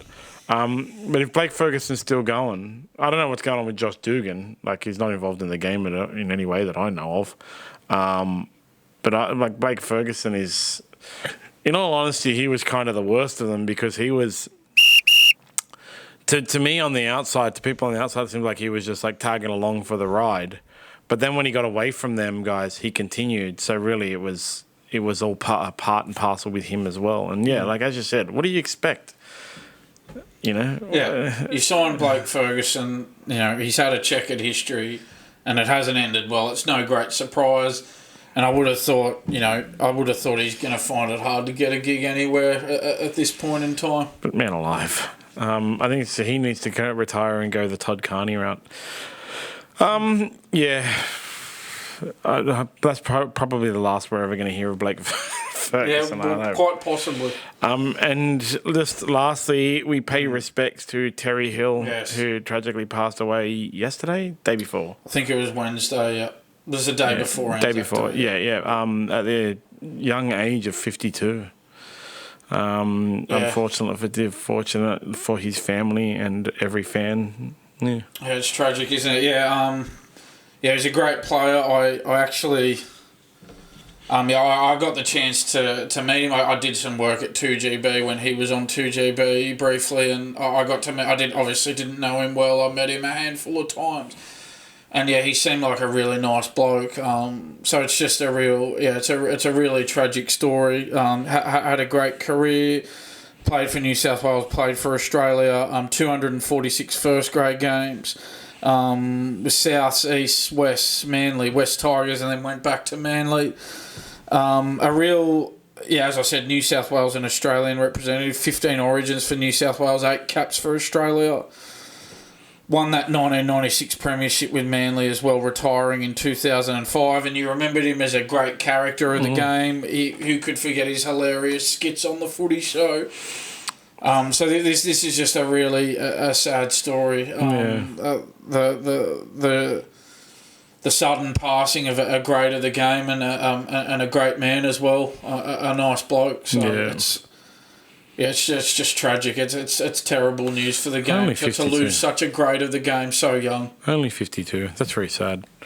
Yes, and on to other sports now. Scott Pendlebury. Yeah. In the game against against Essendon. That game was actually a draw yesterday.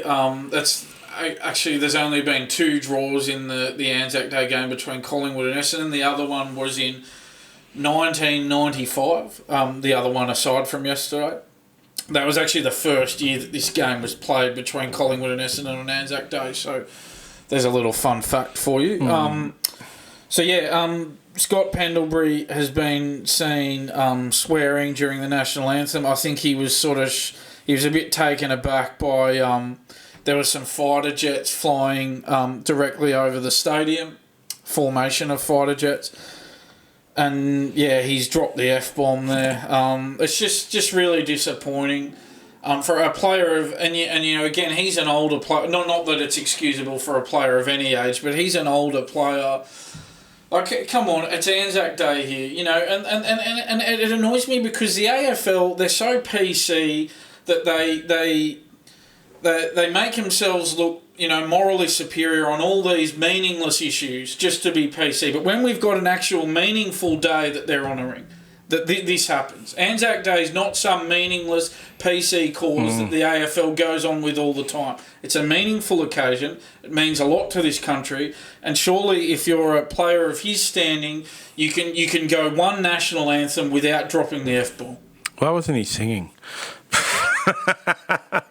You got to sing the national anthem. Yeah, and that's the other thing. It wasn't just that. A whole bunch of players weren't singing the anthem as well.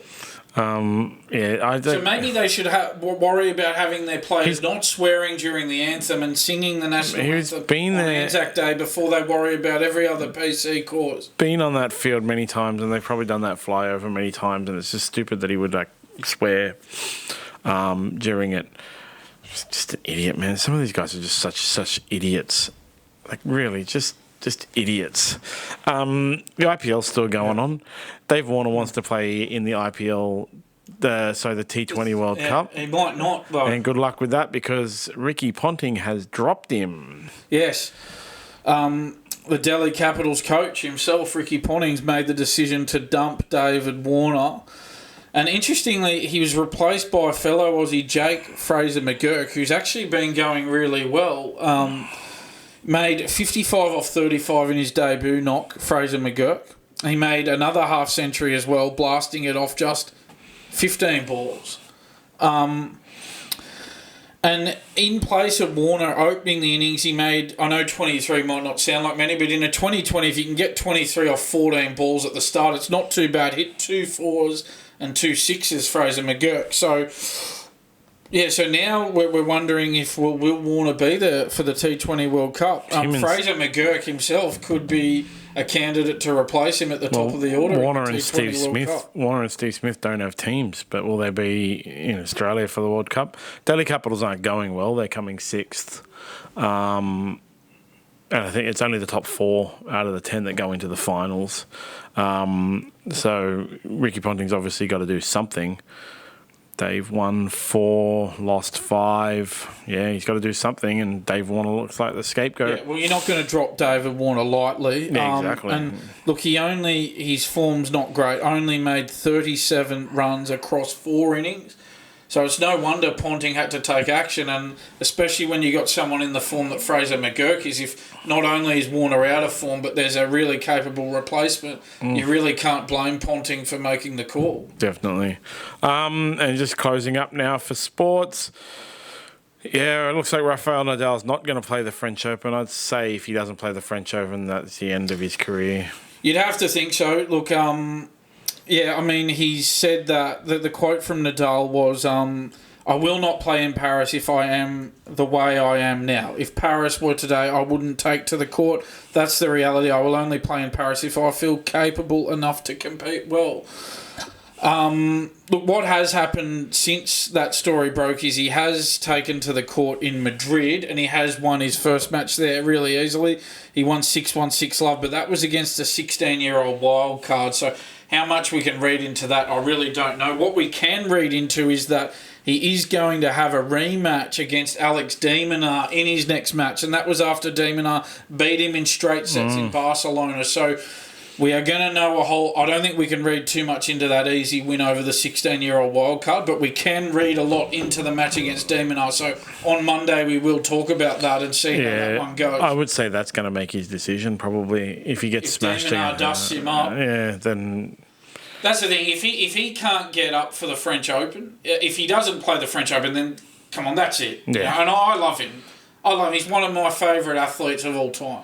But come on, mate. Yeah. You got to know when your time's up. And if he can't get to the court at the French Open, or if he plays the French Open and doesn't go well, it's time to go. It's time to bring it to an end. And we can celebrate him being a champion player forever. But we've talked about many times, like. Unfortunately for athletes who have a great legacy, they can stain their legacy by playing for too long to new fans. Yes. Because new fans won't go back and look at, Mike Tyson's early fights. They'll only see that he got knocked out and disqualified a few times and think he wasn't as good as he was. They'll go and look at guys like Roger Federer and say he wasn't, a pioneer and one of the greatest tennis players of all time because he didn't win anything in the last few years of his career. And that's what it really stains your legacy. I know so many people who think Anderson Silva wasn't one of the greatest fighters of all time and BJ Penn as well. BJ Penn lost his last 7 fights.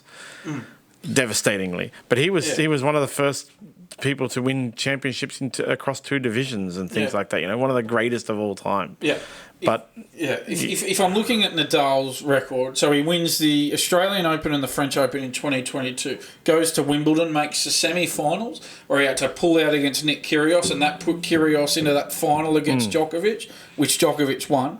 Then he makes the 4th round at the US Open. Then he gets knocked out in the 2nd round of the Australian Open in 2023, which was probably 16 months ago now. I think.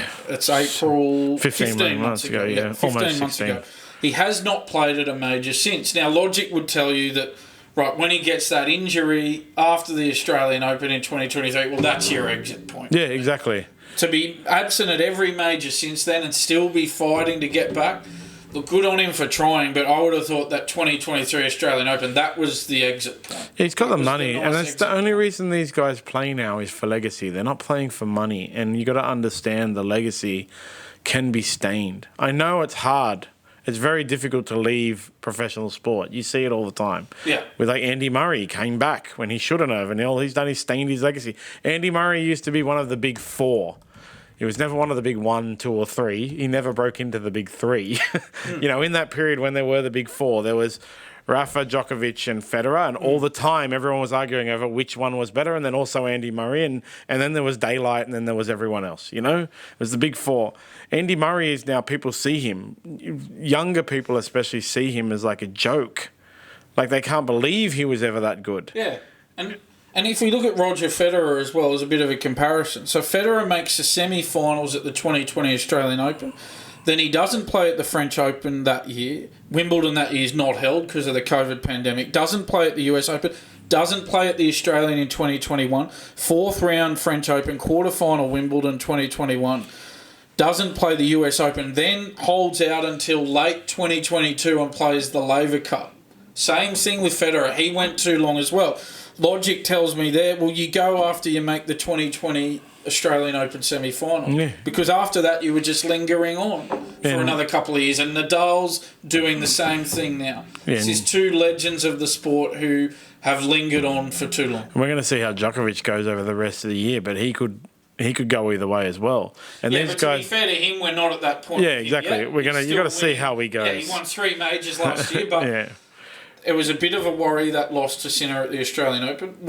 Djokovic is not at that point yet, but we are having a look at him now. Every major now is a look where you go like, oh, this is the one where actually he should stop now. Yeah, maybe.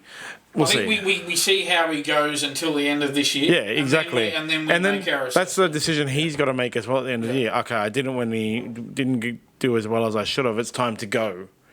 But unfortunately, these guys, they just continue on, and it really stains their legacy. Yeah. Like, I have this conversation all the time in MMA because of things like that. Like I said, BJ Penn, he was one of the greatest of all times, and then he lost 7 in a row, and nobody today rates him as ever having been good. But because nobody will go back and watch old games, man. Like, people, real hardcore fans do, but young new fans aren't going to go back and watch Roger Federer taking on Andy Roddick, which was the match in that final where I decided Roger Federer was my favourite player, because everyone was just talking about Wimbledon final. Yeah, when Andy Roddick is the guy with the serve. Andy Roddick can win on the back of his serve. Andy Roddick can actually beat Federer on the back of that super powerful serve that he had. And Federer aced him 31 times. And it was like, to me, Roger Federer going, Andy Roddick's really good. He's got a good serve, but I am such a complete tennis player that I can play his exact game and do it better. And I just watched that and just went, this guy is just amazing. Yeah, you know? and Andy Roddick in that match played the match of his life, and it still wasn't enough to beat Roger Federer in a Wimbledon final. And Roger Federer, 31, I'm pretty sure it was 31. It's just an amazing amount of aces on Andy Roddick, showing Andy Roddick, no, I am the ace master. I think for these absolute legends, and the 3 we obviously talk about are Djokovic, Federer and Nadal, for these absolute legends who just win majors all the time, it's like, 20 each. Yeah. more than 20 each. Yeah, well, 24 for Djokovic, 22 for Nadal, 20 for Federer, so that's 66 majors between 3 players. I think for them, at their standard, I think if they go 12 months without winning a major, that's when you go... Yeah. And you think about it, 66 majors between those 3 guys, right? There's only 4 majors a year. So that's more than 16 and a half years of majors between them over the past 20 odd years. Yeah, it's extraordinary, isn't it? So, and that's the thing. That's the big 3. And they can really, really tarnish their legacy. And none of them are playing for anything except legacy now. Not a single one of those. Federer's obviously finished. But Nadal has $400 million and Djokovic has $400 million, They have enough money to last them forever. So they're not fighting. And they're another classic one is Conor McGregor, he's really ruined his legacy with that boxing match. That guy is a billionaire. He has no reason to fight. The only reason he keeps insisting he's fighting. And Khabib tried to say to him, Khabib Nurmagomedov, it was the dumbest insult during their press conference where Khabib said, "Oh, you fight for money, I fight for legacy." Dude. Come on. Let's okay. You can, because Khabib said that to everybody, but come on.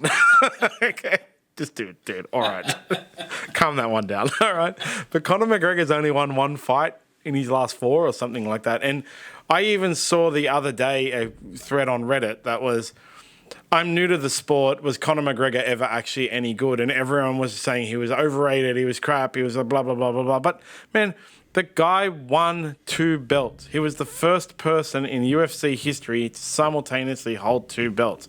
He knocked out Jose Aldo, who hadn't been beaten, not knocked out, beaten in 13 years, and he knocked him out in 13 seconds. You know, he did reach the absolute pinnacles and top, and then he went to boxing and he made money. So, you know, he's tarnished his legacy with that, though. He now comes back and new people in the sport go, was this guy ever any good? Like, why was he even famous? Like, his last few fights, he just got bashed. It's like, yeah, but dude, go back and watch when he knocked out Jose Aldo. Yeah. Watch it and you'll see. But they won't. They're not going to go back and watch. And that's the thing. Like, Nadal, I really think, like, he should just say, unfortunately, I have to call it completely quits now. He can do charity events. He can do, you know, exhibitions and things like that. And they will. Yeah. But he should stop trying. And I'm not detracting from the fact that he's one of the greatest players of all time. My second favourite player of all time. But, yeah, it's over, man. Like, it's really over. I don't want to see him tarnish his legacy. Yeah, and this is the other point to make about him at the French Open as well. If you can believe it, he started at the French Open in 2005. He's only ever lost 3 matches at the French Open, which is extraordinary. He's won it 14 times. He's the Don Bradman of the French Open. Exactly. And so... that's his legacy. And so, I to be honest, I don't want to see him play the French Open because I don't think it'll end well and it'll be another loss. And I'd rather see him finish his career only having lost there 3 times than losing 4 what will and happen, going out in a good way. I can predict it exactly. What will happen is new fans to the sport will go, oh, yeah, he may have won 14, but he got smashed in the last 4, and that just shows that he wasn't actually that good, and there was no good fighters, no good players. That's why he won it so many times, because there's no one good. Because, as I said, they're not going to go back and watch. They're not going to go back and watch and gain the knowledge of the players that he played. You know, that's the other thing people have to do to understand it. When you look at something like Dragons winning 11 in a row, right? And you can go back and look at their grand final wins to win their 11 in a row in whatever it was, 55 to 66. You can't understand unless you go and watch 11 seasons worth of rugby league as to how dominant they actually were to understand the level of game. And it's not just the Dragons 11 seasons, it's all the other teams, because there were good teams in there like the Bulldogs and stuff like that, or whoever. There might have been, I don't know who, I wasn't alive then, but you won't understand it based on just a stat, you know, and no one's going to go back and watch Rafael, like Roger Federer dominate Andy Roddick. Even if you just go back and watch that, you don't understand how good Andy Roddick is. And I see it in MMA, like when Demetriou Johnson defended the belt 12 times, people were like, yes, because everyone is crap, right? That's what they kept saying. It's because everyone is crap. Now they do. They say it's because everyone must have been crap. Because after he went to one championship, that belt's changed hands like 40 times. Like, it changes hands every single year. And people try to say, because they're not going to go back and watch the UFC back then, they try to say, it's just because everyone else was crap. But what it actually was, if you understand the sport, is, and you watched it then, Demetriou Johnson was so dominant in a division of absolute killers. He was that much further above a division of absolute killers and dominated them all. It's the same as Roger Federer, Rafael Nadal, Novak Djokovic. They were that dominant in a period of absolute killers. And the only way you'll ever understand it is to go and watch all of them. No one will ever do that. All they will do is they'll see Rafael Nadal lost the French Open 3 times in the past 3 years. So it can't be that good. Everyone else must have been bad. Well, the thing that we want Nadal to avoid is, in Federer, Nadal obviously is regarded as the king of the French Open, as he would be with 14 titles there. Extraordinary achievement. Roger Federer is regarded as the king of Wimbledon with 8 titles at Wimbledon, only 8 compared to the 14. But anyway, Roger Federer in his last match at Wimbledon lost 6-love in the 3rd set to Hubert Hurkacz. Yeah. So that's what people will look at. This is what we need Rafael Nadal to learn from Roger Federer's mistake here and have your last match at the French Open be that French Open win that you had in 2022, as opposed to going out there in 2024 when you haven't played at a major in over a year now, going out there and probably, in all likelihood, losing in one of the early rounds, and have it ending on that sour note. Wouldn't it just be better to go, look, guys, I'm done? Yeah, exactly. And saving that... I'm not going to say humiliation, but saving that sort of slight tarnishing of his great legacy. It all comes down to slightly tarnished Roger Federer in that instant. Exactly. We don't want it to happen to Rafael Nadal as well. New and inexperienced fans are never going to understand your dominance. They're only going to understand how you went out. Seriously. That's all they'll ever understand. Because then, as I said, they're not going to go back and watch every one of your tennis matches and all of your opponents' tennis matches. When Roger Federer beat Rafael Nadal, it was amazing because they're both so good. When Rafael Nadal beat Roger Federer, it was even more amazing. But Rafael Nadal losing to Alex de Minaur on clay is not amazing. Exactly. And so he needs to take that de Minaur match as a warning shot. All right, at least that didn't happen in a major tournament. It happened in a meaningless tournament. But take the warning shot and leave graciously. Finish up. Okay, that's it for the week. Next week, we'll be back on Monday to see how Jason Demetriou even survived. Will he survive? Well, that could be our lead item on Monday, Jason Demetriou being gone. Don't forget to sign up for SmartB and get the tip of the day, daily best bets, all your notifications about your favourite sports customised to you, and follow at SmartB app on all social medias. Have a wonderful weekend, Dan. Thanks, John. We'll see you Monday, mate. When are your Dogs playing? They got the bye this week. So 2 points. I think they're getting close to the top 8 too, mate. I think the Dragons were 7th until yesterday. They're 9th, the Bulldogs. I don't know where they'll land by the end of the round. That might change by the end of the round too. Take my spot, mate. All right. Bye, producer no one.